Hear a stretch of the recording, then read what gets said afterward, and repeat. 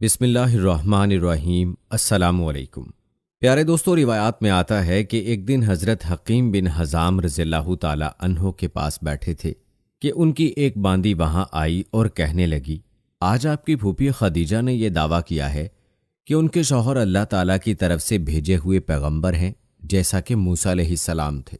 حضرت ابوبکر صدیق رضی اللہ تعالی عنہ نے جو ہی حضرت حکیم رضی اللہ تعالی عنہ کی باندی کی یہ بات سنی، چپکے سے وہاں اٹھے اور نبی کریم صلی اللہ علیہ وآلہ وسلم کے پاس آ گئے اور آپ صلی اللہ علیہ وآلہ وسلم سے اس بارے میں پوچھا۔ اس پر آپ نے حضرت ابوبکر صدیق رضی اللہ تعالی عنہ کو وحی آنے کا پورا واقعہ سنایا اور بتایا کہ آپ کو تبلیغ کا حکم دیا گیا ہے۔ یہ سنتے ہی حضرت ابوبکر صدیق رضی اللہ تعالی عنہ نے عرض کیا، میرے ماں باپ آپ پر قربان، آپ بالکل سچ کہتے ہیں، واقعی آپ اللہ کے رسول ہیں۔ دوستو، کہتے ہیں کہ آپ کے اس طرح فوراً تصدیق کرنے کی بنا پر نبی کریم صلی اللہ علیہ وآلہ وسلم نے آپ کو صدیق کا لقب عطا فرمایا، اور اس بارے میں دوسری روایت یہ ہے کہ صدیق کا لقب آپ صلی اللہ علیہ وآلہ وسلم نے انہیں اس وقت دیا تھا جب آپ معراج کے سفر سے واپس تشریف لائے تھے۔ مکہ کے مشرکین نے آپ کو جھٹلایا تھا۔ اس وقت حضرت ابوبکر صدیق رضی اللہ تعالی عنہ نے اس واقعے کو سنتے ہی فوری طور پر آپ کی تصدیق کی تھی اور آپ نے انہیں صدیق کا لقب عطا فرمایا تھا۔ البتہ دوستو، حضرت ابوبکر صدیق رضی اللہ تعالی عنہ نے آپ صلی اللہ علیہ وآلہ وسلم کی نبوت کی تصدیق فوری طور پر کر دی۔ اسلام قبول کرنے پر حضرت ابوبکر صدیق رضی اللہ تعالی عنہ کا نام نبی اکرم صلی اللہ علیہ وآلہ وسلم نے عبداللہ رکھا، اس لیے کہ اس سے پہلے ان کا نام عبد القعبہ تھا۔ اس لحاظ سے ابوبکر صدیق وہ پہلے آدمی ہیں جن کا نام نبی کریم صلی اللہ علیہ وآلہ وسلم نے تبدیل کیا۔ دوستو، کہتے ہیں کہ حضرت ابوبکر صدیق رضی اللہ تعالی عنہ یوں بھی بہت خوبصورت تھے۔ اس مناسبت سے آپ صلی اللہ علیہ وآلہ وسلم نے ان کا لقب عتیق رکھا۔ عتیق کا مطلب ہے خوبصورت، اس کا ایک اور مطلب آزاد بھی ہے۔ یہ لقب دینے کی ایک وجہ یہ بھی بیان کی جاتی ہے کہ ان کی طرف دیکھ کر فرمایا تھا، یہ جہنم کی آگ سے آزاد ہیں۔ دوستو، کہا جاتا ہے کہ اسلام میں یہ پہلا لقب ہے جو کسی کو ملا۔ یاد رہے کہ قریش میں حضرت ابوبکر صدیق رضی اللہ تعالی عنہ کا مرتبہ بہت بلند تھا۔ آپ بہت خوش اخلاق تھے، قریش کے سرداروں میں سے ایک تھے، شریف، سخی اور دولت مند تھے، روپیہ پیسہ بہت فراخ دلی سے خرچ کرتے تھے۔ ان کی قوم کے لوگ انہیں بہت چاہتے تھے، لوگ ان کی مجلس میں بیٹھنا بہت پسند کرتے تھے۔ اپنے زمانے میں حضرت ابوبکر صدیق رضی اللہ تعالی عنہ خواب کی تعبیر بتانے میں بہت ماہر اور مشہور تھے۔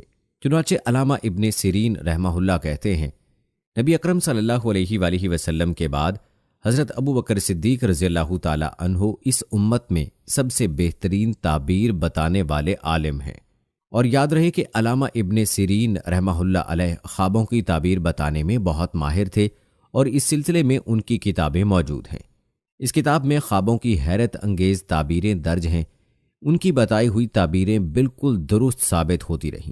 مطلب یہ کہ اس میدان کے ماہر اس بارے میں حضرت ابوبکر صدیق رضی اللہ تعالی عنہ کو نبی کریم صلی اللہ علیہ وآلہ وسلم کے بعد سب سے بہتر تعبیر بتانے والے فرما رہے ہیں۔ پیارے دوستو، کہا جاتا ہے کہ حضرت ابوبکر صدیق رضی اللہ تعالی عنہ نسب نامہ بیان کرنے میں بھی بہت ماہر تھے، بلکہ کہا جاتا ہے کہ اس علم کے سب سے بڑے عالم تھے۔ حضرت جبیر بن مطعم بھی اس علم کے ماہر تھے۔ وہ فرماتے ہیں، میں نے نسب ناموں کا فن اور علم، اور خاص طور پر قریش کے نسب ناموں کا علم حضرت ابوبکر صدیق رضی اللہ تعالی عنہ ہی سے حاصل کیا ہے، اس لیے کہ وہ قریش کے نسب ناموں کے سب سے بڑے عالم تھے۔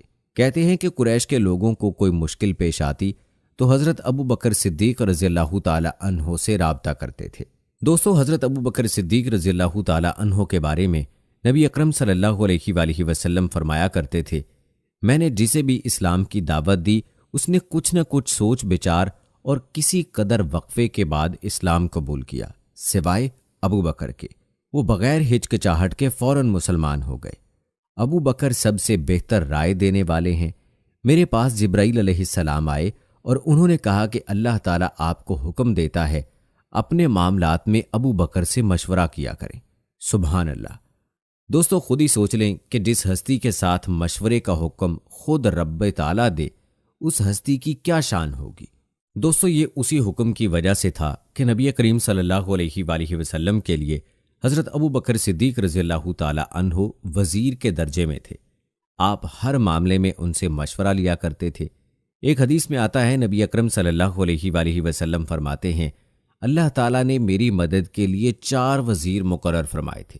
ان میں سے 2 آسمان والوں میں سے ہیں، یعنی جبرائیل علیہ السلام اور میکائیل علیہ السلام، اور 2 زمین والوں میں سے، ایک ابو بکر اور دوسرے عمر رضی اللہ تعالی عنہ۔ دوسروں روایات میں آتا ہے کہ اسلام لانے سے پہلے حضرت ابو بکر صدیق رضی اللہ تعالی عنہ نے ایک خواب دیکھا تھا۔ خواب میں آپ نے دیکھا کہ چاند مکہ میں اتر آیا ہے اور اس کا ایک ایک حصہ مکہ کے ہر گھر میں داخل ہو گیا ہے، اور پھر سارے کا سارا ابو بکر رضی اللہ تعالی عنہ کی گود میں آ گیا۔ آپ نے یہ خواب ایک عیسائی عالم کو سنایا۔ اس نے اس خواب کی یہ تعبیر بیان کی کہ تم اپنے پیغمبر کی پیروی کرو گے، جس کا دنیا انتظار کر رہی ہے اور جس کے ظہور کا وقت قریب آ گیا ہے، اور یہ کہ تم ان کے پیروکاروں میں سے سب سے زیادہ خوش قسمت انسان ہوگے۔ ایک دوسری روایت کے مطابق عالم نے کہا تھا، اگر تم اپنا خواب بیان کرنے میں سچے ہو تو بہت جلد تمہارے گاؤں میں سے ایک نبی ظاہر ہوں گے، تم اس نبی کی زندگی میں اس کے وزیر بنو گے اور ان کی وفات کے بعد ان کے خلیفہ ہوگے۔ پیارے دوستو، کہتے ہیں کہ کچھ عرصے بعد حضرت ابو بکر صدیق رضی اللہ تعالی عنہ کو یمن جانے کا اتفاق ہوا۔ یمن میں ایک بوڑھے عالم کے گھر ٹھہرے۔ اس نے آسمانی کتابیں پڑھ رکھی تھیں۔ حضرت ابو بکر صدیق رضی اللہ تعالی عنہ کو دیکھ کر اس نے کہا، میرا خیال ہے تم حرم کے رہنے والے ہو، اور میرا خیال ہے تم قریشی ہو اور تیمی خاندان سے ہو۔ حضرت ابو بکر صدیق رضی اللہ تعالی عنہ نے جواب میں فرمایا، ہاں، تم نے بالکل ٹھیک کہا۔ اب اس نے کہا، میں تم سے ایک بات اور کہتا ہوں، تم ذرا اپنے پیٹ پر سے کپڑا ہٹا کر دکھاؤ۔ حضرت ابو بکر صدیق رضی اللہ تعالی عنہ اس کی بات سن کر حیران ہوئے اور بولے، ایسا میں اس وقت نہیں کروں گا جب تک کہ تم اس کی وجہ نہیں بتا دو گے۔ اس پر اس نے کہا، میں اپنے مضبوط علم کی بنیاد پر کہتا ہوں کہ حرم کے علاقے میں ایک نبی کا ظہور ہونے والا ہے، ان کی مدد کرنے والا ایک نوجوان ہوگا اور ایک پختہ عمر والا ہوگا۔ جہاں تک نوجوان کا تعلق ہے وہ مشکلات میں کود جانے والا ہوگا، جہاں تک پختہ عمر کے آدمی کا تعلق ہے وہ سفید رنگ کا کمزور جسم والا ہوگا، اس کے پیٹ پر ایک بالدار نشان ہوگا، حرم کا رہنے والا تیمی خاندان کا ہوگا، اور اب یہ ضروری نہیں کہ تم مجھے اپنا پیٹ دکھاؤ کیونکہ باقی سب علامتیں تم میں موجود ہیں۔ اس کی اس بات پر حضرت ابو بکر صدیق رضی اللہ تعالی عنہ نے اپنے پیٹ پر سے کپڑا ہٹا دیا۔ وہاں ان کی ناف کے اوپر سیاہ اور سفید بالوں والا نشان موجود تھا۔ تب وہ پکار اٹھا، پروردگار کعبہ کی قسم، تم وہی ہو۔ پیارے دوستو، حضرت ابو بکر صدیق رضی اللہ تعالی عنہ کہتے ہیں، جب میں یمن میں اپنی خریداری اور تجارتی کام کر چکا تو رخصت ہونے کے وقت اس کے پاس آیا۔ اس وقت اس نے مجھ سے کہا، میری طرف سے چند شعر سن لو جو میں نے اس نبی کی شان میں کہے ہیں۔ اس پر میں نے کہا، اچھی بات ہے، سناؤ۔ تب اس نے مجھے وہ شعر سنائے۔ اس کے بعد جب میں مکہ معظمہ پہنچا تو نبی صلی اللہ علیہ وآلہ وسلم اپنی نبوت کا اعلان کر چکے تھے۔ فوراً ہی میرے پاس قریش کے بڑے بڑے سردار آئے۔ ان میں زیادہ اہم عقبہ بن ابی معیط، شیبہ، ابو جہل اور ابو البختری تھے۔ ان لوگوں نے مجھ سے کہا، اے ابو بکر، ابو طالب کے یتیم نے دعویٰ کیا ہے کہ وہ نبی ہیں، اگر آپ کا انتظار نہ ہوتا تو ہم اس وقت تک صبر نہ کرتے۔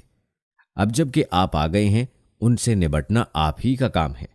اور یہ بات انہوں نے اس لیے کہی تھی کہ حضرت ابو بکر صدیق رضی اللہ تعالی عنہ نبی کریم صلی اللہ علیہ وآلہ وسلم کے قریبی دوست تھے۔ حضرت ابو بکر صدیق رضی اللہ تعالی عنہ فرماتے ہیں کہ میں نے اچھے انداز سے ان لوگوں کو ٹال دیا اور خود آپ صلی اللہ علیہ وآلہ وسلم کے گھر پہنچ کر دروازے پر دستک دی۔ آپ صلی اللہ علیہ وآلہ وسلم باہر تشریف لائے۔ مجھے دیکھ کر آپ نے ارشاد فرمایا، اے ابو بکر، میں تمہاری اور تمام انسانوں کی طرف اللہ کا رسول بنا کر بھیجا گیا ہوں، اس لیے اللہ تعالیٰ پر ایمان لے آؤ۔ آپ کی بات سن کر میں نے کہا، آپ کے پاس اس بات کا ثبوت ہے؟ آپ نے میری بات سن کر ارشاد فرمایا، اس بوڑھے کے وہ شعر جو اس نے آپ کو سنائے تھے۔ یہ سن کر میں حیران رہ گیا اور بولا، میرے دوست، آپ کو ان کے بارے میں کس نے بتایا؟ آپ صلی اللہ علیہ وآلہ وسلم نے ارشاد فرمایا، اس عظیم فرشتے نے جو مجھ سے پہلے بھی تمام نبیوں کے پاس آتا رہا ہے۔ حضرت ابو بکر صدیق رضی اللہ تعالی عنہ نے عرض کیا، اپنا ہاتھ لائیے، میں گواہی دیتا ہوں کہ اللہ کے سوا کوئی معبود نہیں، اور یہ کہ آپ اللہ کے رسول ہیں۔ آپ صلی اللہ علیہ وآلہ وسلم میرے ایمان لانے پر بہت خوش ہوئے، مجھے سینے سے لگایا، پھر کلمہ پڑھ کر میں آپ صلی اللہ علیہ وآلہ وسلم کے پاس سے واپس آ گیا۔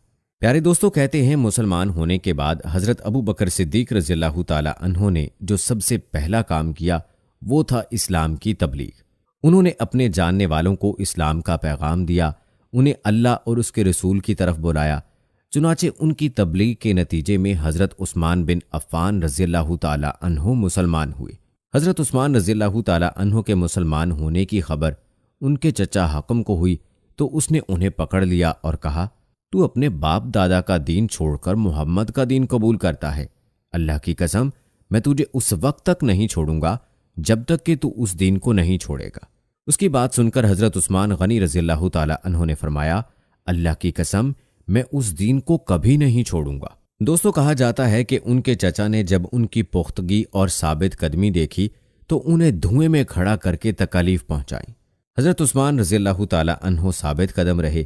حضرت عثمان رضی اللہ تعالی عنہ کی فضیلت میں ایک حدیث میں آیا ہے کہ نبی کریم صلی اللہ علیہ وآلہ وسلم نے فرمایا، جنت میں ہر نبی کا ایک رفیق یعنی ساتھی ہوتا ہے، اور میرے ساتھی وہاں عثمان ابن عفان ہوں گے۔ پیارے دوستو، حضرت ابو بکر صدیق رضی اللہ تعالی عنہ نے اسلام کی تبلیغ جاری رکھی۔ آپ کی کوششوں سے حضرت عثمان رضی اللہ تعالی عنہ کے بعد حضرت زبیر بن عوام رضی اللہ تعالی عنہ بھی مسلمان ہو گئے۔ اس وقت ان کی عمر 8 سال تھی۔ اسی طرح حضرت عبد الرحمن بن عوف رضی اللہ تعالی عنہ بھی حضرت ابو بکر صدیق رضی اللہ تعالی عنہ کی کوشش سے مسلمان ہوئے۔ جاہلیت کے زمانے میں ان کا نام عبد الکعبہ تھا۔ نبی کریم صلی اللہ علیہ وآلہ وسلم نے آپ کا نام عبد الرحمن رکھا۔